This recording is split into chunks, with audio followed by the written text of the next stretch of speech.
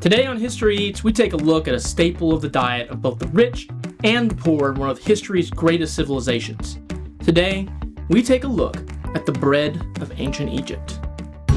My name is Heath Hamrick, and I love food and I love history. No one has ever accused me of being a cook, but I don't mind trying. Come into the kitchen with me, and let's see if we can cook up some History Eats.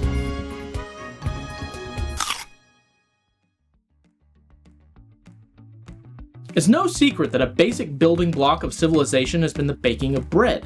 The calories a loaf of bread provides can power a worker through a hard day's work. Plus, it was cheap and relatively easy to make, which is pretty much the perfect food for a society that needs a lot of labor to build a lot of monuments and pointy buildings. The actual bread the Egyptians made came from a grain called emmer, which isn't around much anymore. Fortunately, I just so happen to have a bag of emmer flour right here with me.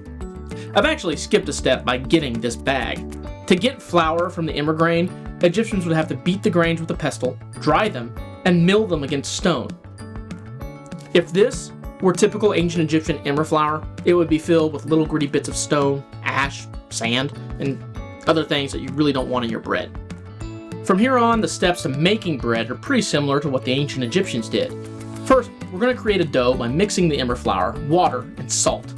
The wealthier Egyptians might throw some fruits or seeds in here to liven things up, but we're going to stick to the basics. The Egyptians would have gotten yeast by pouring in some of their beer into the dough. We are going to have to settle for some instant yeast from the grocery store. Now we need to knead the dough until it becomes springy, until we can push in at it and it springs back. We'll coat the inside of a pan with a little butter and cover the dough and let it rise for a few hours.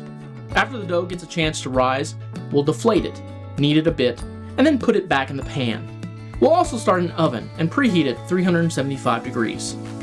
After another hour, we'll pop the dough into the oven for about 40 minutes, or until you see the bread looking like, bread. There you have it, a staple of ancient Egyptian diet made hot and steaming right here on History Eats.